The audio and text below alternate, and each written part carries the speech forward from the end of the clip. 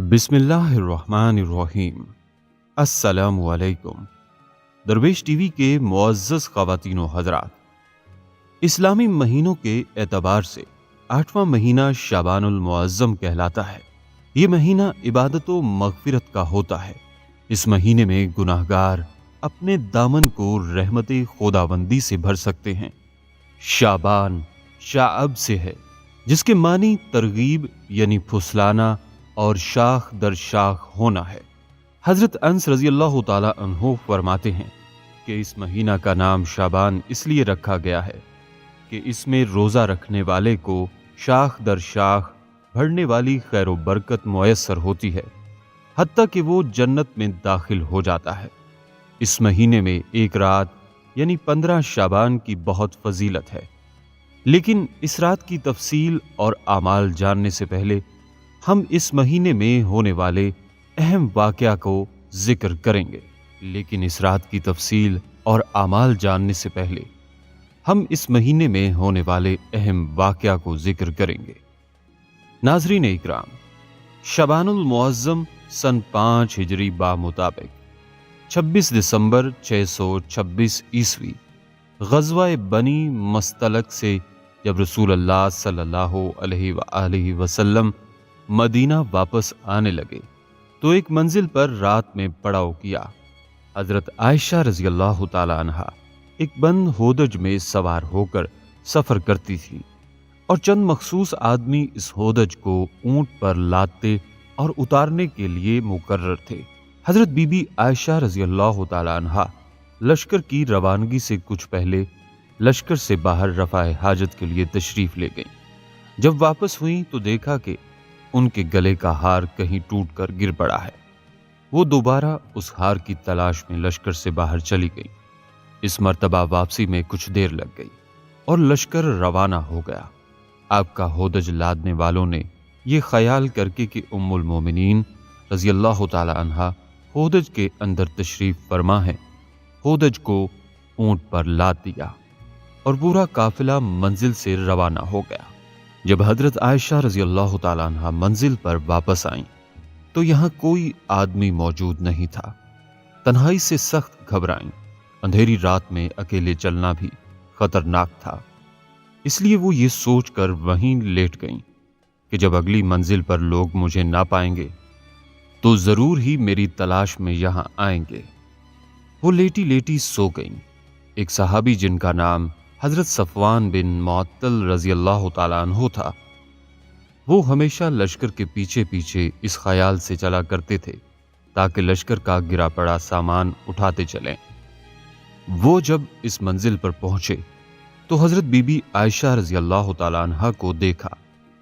اور چونکہ پردہ کی آیت نازل ہونے سے پہلے وہ بارہا ام المومنین رضی اللہ تعالیٰ عنہ کو دیکھ چکے تھے،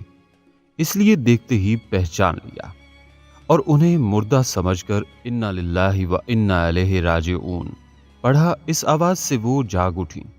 حضرت صفوان بن معطل سلمہ رضی اللہ تعالیٰ عنہ نے فوراً ہی ان کو اپنے اونٹ پر سوار کر لیا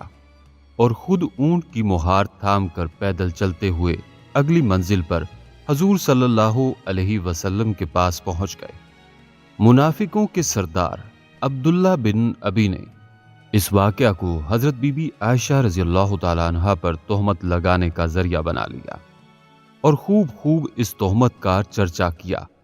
یہاں تک کہ مدینہ میں اس منافق نے اس شرمناک تہمت کو اس قدر اچھالا اور اتنا شور و غل مچایا کہ مدینہ میں ہر طرف اس افطرا اور تہمت کا چرچا ہونے لگا،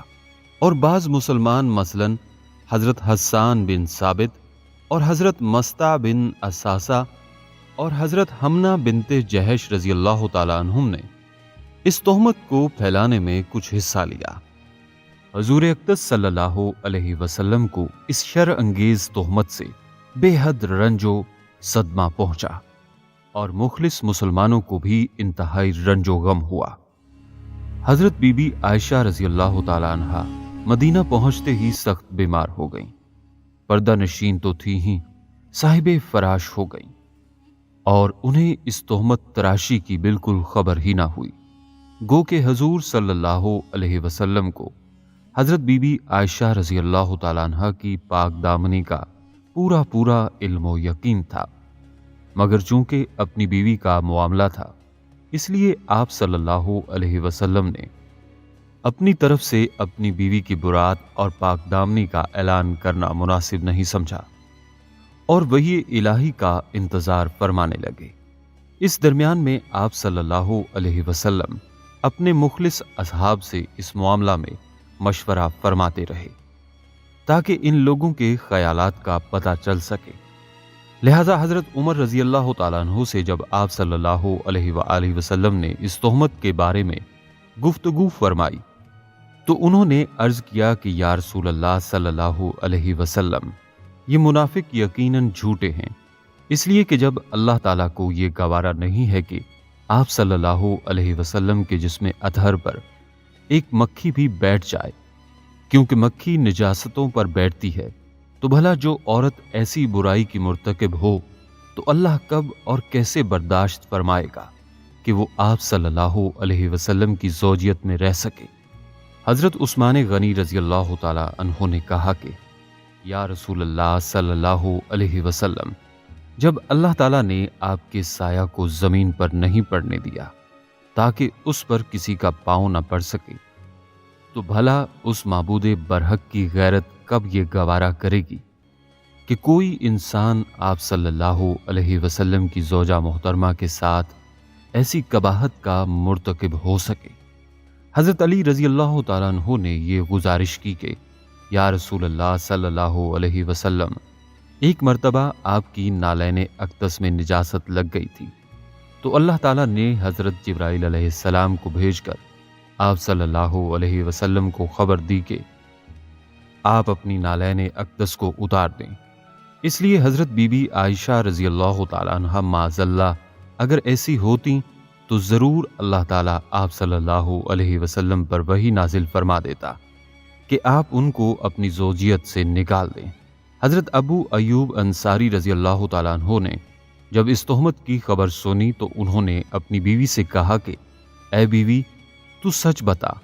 اگر حضرت صفوان بن معطل رضی اللہ تعالیٰ عنہ کی جگہ میں ہوتا تو کیا تو یہ گمان کر سکتی ہے کہ میں حضور اقدس صلی اللہ علیہ وسلم کی حرم پاک کے ساتھ ایسا کر سکتا تھا؟ تو ان کی بیوی نے جواب دیا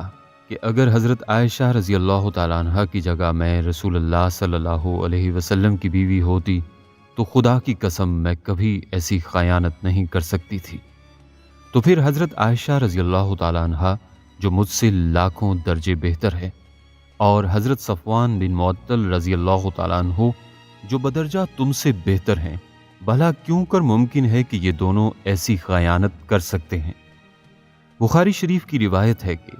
حضور صلی اللہ علیہ وسلم نے اس معاملہ میں حضرت علی اور اسامہ رضی اللہ تعالیٰ عنہما سے جب مشورہ طلب فرمایا تو حضرت اسامہ رضی اللہ تعالیٰ عنہ نے برجستہ کہا کہ وہ آپ کی بیوی ہیں اور ہم انہیں اچھی ہی جانتے ہیں، اور حضرت علی رضی اللہ تعالیٰ عنہ نے یہ جواب دیا کہ یا رسول اللہ صلی اللہ علیہ وسلم، اللہ تعالیٰ نے آپ پر کوئی تنگی نہیں ڈالی ہے، عورتیں ان کے سوا بہت ہیں، اور آپ صلی اللہ علیہ وسلم ان کے بارے میں ان کی لونڈی حضرت بریرہ سے پوچھ لیں، وہ آپ سے سچ مچ کہہ دے گی۔ حضرت بریرہ رضی اللہ تعالیٰ عنہ سے جب آپ نے سوال فرمایا تو انہوں نے عرض کیا کہ یا رسول اللہ صلی اللہ علیہ وسلم، اس ذات پاک کی قسم جس نے آپ کو رسول برحق بنا کر بھیجا ہے کہ میں نے حضرت بی بی عائشہ رضی اللہ تعالی عنہا میں کوئی عیب نہیں دیکھا۔ ہاں اتنی بات ضرور ہے کہ وہ ابھی کم سن لڑکی ہیں، وہ گوندا ہوا آٹا چھوڑ کر سو جاتی ہیں اور بکری آ کر کھا ڈالتی ہے۔ پھر حضور صلی اللہ علیہ وسلم نے اپنی زوجہ محترمہ حضرت زینب بنت جہش رضی اللہ تعالی عنہا سے دریافت فرمایا، جو حسن و جمال میں حضرت عائشہ رضی اللہ تعالی عنہا کی مثل تھیں، تو انہوں نے قسم کھا کر یہ عرض کیا کہ یا رسول اللہ صلی اللہ علیہ وسلم، میں اپنے کان اور آنکھ کی حفاظت کرتی ہوں، خدا کی قسم میں تو حضرت بی بی عائشہ رضی اللہ تعالی عنہا کو اچھی ہی جانتی ہوں۔ اس کے بعد حضور اکرم صلی اللہ علیہ وسلم نے ایک دن منبر پر کھڑے ہو کر मुसलमानों से फरमाया कि उस शख्स की तरफ से मुझे कौन माजूर समझेगा या मेरी मदद करेगा जिसने मेरी बीवी पर बहतान तराशी करके मेरी दिल आजारी की है। खुदा की कसम, मैं अपनी बीवी को हर तरह की अच्छी ही जानता हूं, और इन लोगों यानी मुनाफिकों ने उस पर बहतान में एक ऐसे मर्द सफवान बिन मुअत्तल का जिक्र किया है जिसको मैं बिल्कुल अच्छा ही जानता हूं। हजूर सल्लल्लाहु अलैहि वसल्लम की बरसरे मिंबर इस तकरीर से मालूम हुआ कि हजूर अक़दस सल्लल्लाहु अलैहि वसल्लम को हज़रत आयशा और हज़रत सफ़वान बिन मुअत्तल रज़ी अल्लाह ताला अन्हुमा दोनों की बुरात और तहारत और इफ़्फ़त व पाक दामनी का पूरा पूरा इल्म और यकीन था, और वही नाजिल होने से पहले ही आप सल्लल्लाहु अलैहि वसल्लम को यकीनी तौर पर मालूम था कि मुनाफिक झूठे और उम्मुल मोमिनीन रज़ी अल्लाह ताला अन्हा पाक दामन है, वरना आप बरसरे मिंबर कसम खाकर उन दोनों की अच्छाई का मजमा आम में हरगिज ऐलान ना फरमाते, मगर पहले ही ऐलान आम ना फरमाने की वजह यही थी कि अपनी बीवी की पाक दामनी का अपनी जुबान से ऐलान करना हजूर सल्लल्लाहु अलैहि वसल्लम मुनासिब नहीं समझते थे। जब हद से ज्यादा मुनाफिकीन ने शोरो गोगा शुरू कर दिया तो हुजूर सल्लल्लाहु अलैहि वसल्लम ने मिंबर पर अपने ख्याल अक़दस का इजहार फरमा दिया, मगर अब भी ऐलान आम के लिए आपको वही इलाही का इंतजार ही रहा। ये पहले बयान किया जा चुका है कि उम्मुल मोमिनीन हजरत आयशा रज़ी अल्लाह ताला अन्हा सफर से आते ही बीमार होकर साहिबे फराश हो गईं, इसलिए वो इस बहतान के तूफान से बिल्कुल ही बेखबर थी। जबकि उन्हें मर्ज से कुछ सेहत हासिल हुई और वो एक रात हजरत उम्मे मस्ता सहाबिया रज़ी अल्लाह ताला अन्हा के साथ रफ़ाए हाजत के लिए सहरा में तशरीफ ले गईं, तो उनकी जुबानी उन्होंने इस दिल खराश और रूह वर्सा खबर को सुना, जिससे उन्हें बड़ा धचका लगा और वो शिद्दते रंजो गम से निढाल हो गईं। चनाचा उनकी बीमारी में मजीद इजाफा हो गया और वो दिन रात बिलक बिलक कर रोती रहीं।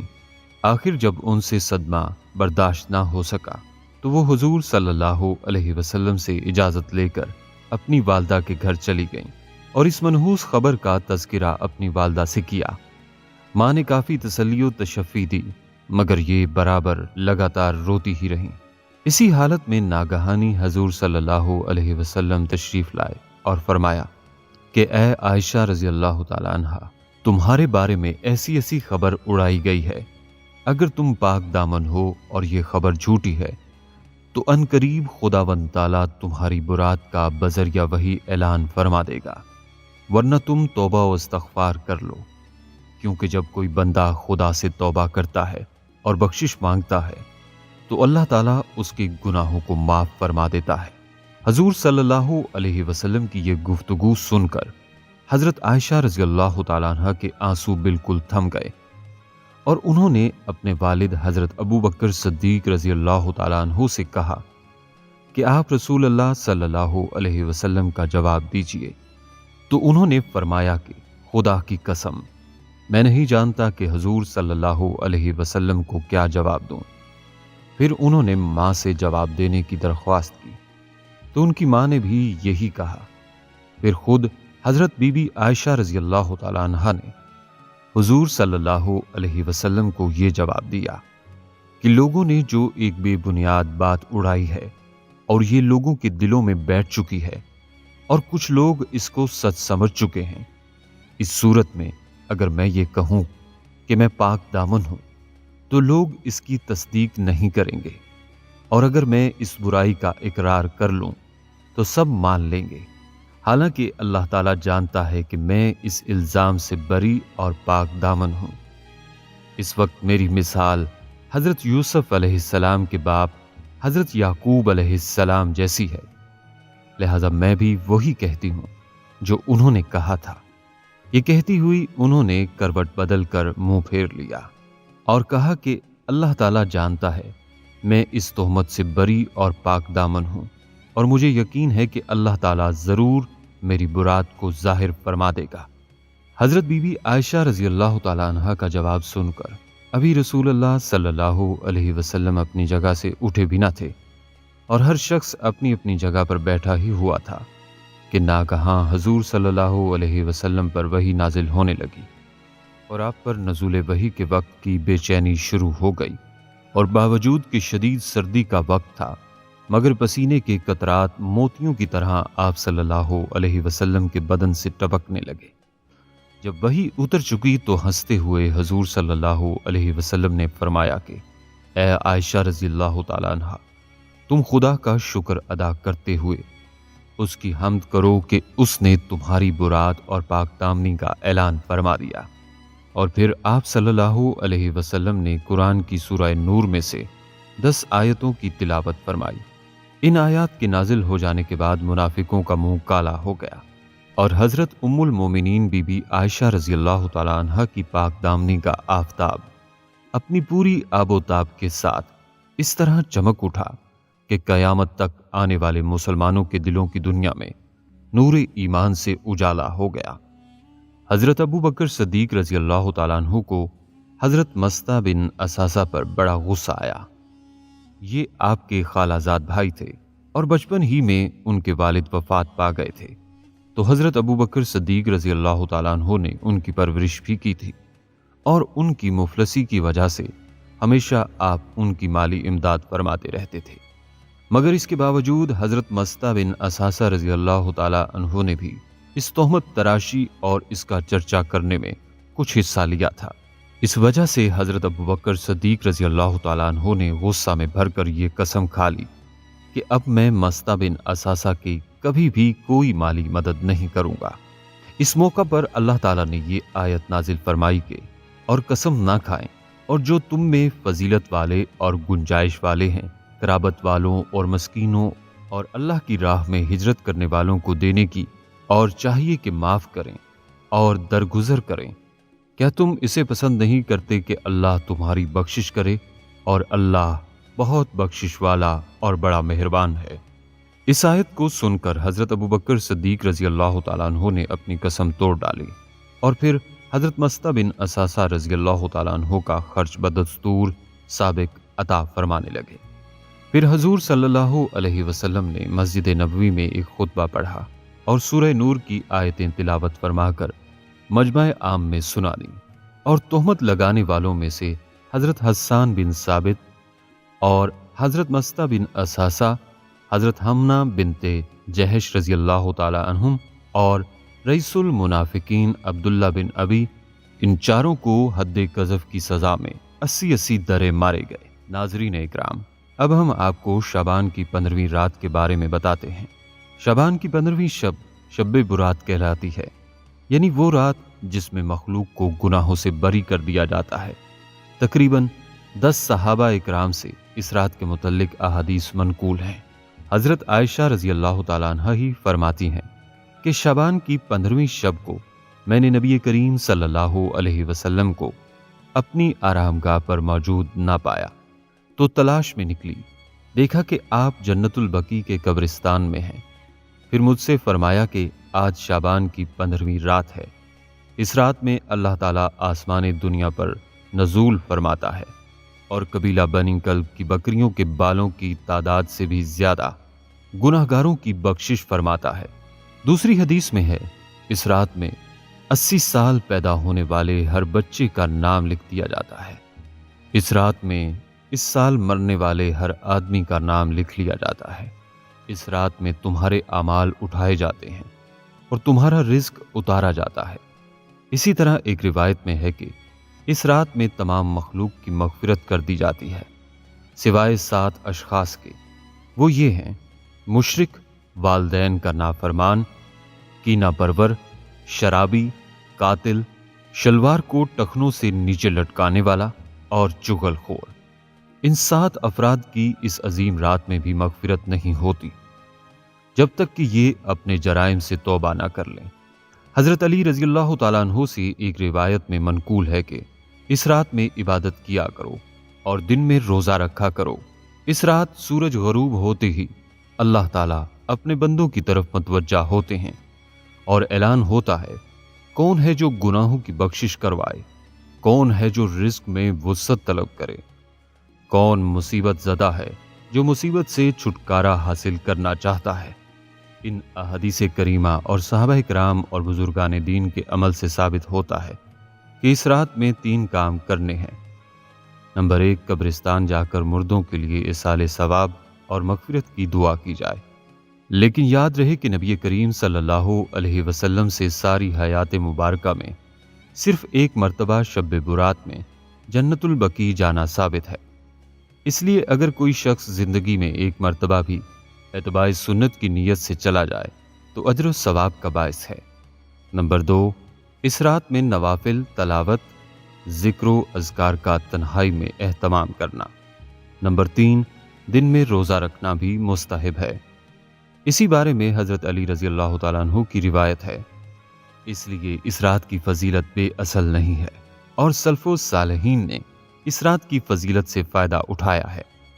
دعا ہے کہ اللہ تعالیٰ ہمیں اس رات میں نیکی کی توفیق عطا فرمائے۔ آمین یا رب العالمین۔